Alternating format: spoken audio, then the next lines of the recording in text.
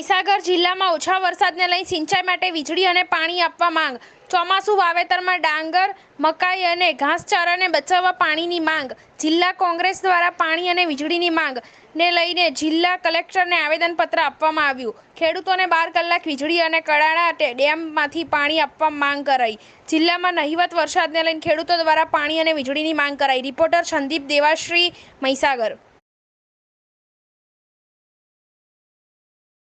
આજે અમે મહીસાગર જિલ્લા કોંગ્રેસ સમિતિના અધ્યક્ષ મુરબ્બી શ્રી ગુલાબસિંહજી, કિસાન સેલના પ્રમુખ ભાઈ હર્ષદભાઈ અને બીજા બધા જ કાર્યકરો, તાલુકા કોંગ્રેસ સમિતિના પ્રમુખ, શહેર સમિતિના હોદ્દેદારો અને કિસાન સેલના હોદ્દેદારો આજે કલેક્ટરશ્રીને આવેદનપત્ર આપવા આવ્યા હતા.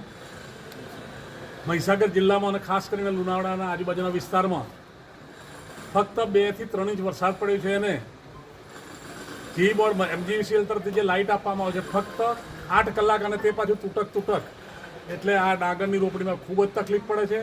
અમારી માગણી છે કે અમને 12 કલાક ઓછામાં ઓછી સળંગ વીજળી આપવામાં આવે અને સાથે સાથે અમને જે કડાણા ડેમમાં જે પાણી છે તો આજુબાજુ કેનાલોમાં રાવડા તળાવ છે, આ બધા ભરી અને કેનાલોમાં સિંચાઈનું પાણી આપવામાં આવે છે. દર સાલ 10મી જુલાઈની આજુબાજુ પાણી છોડવામાં આવતું.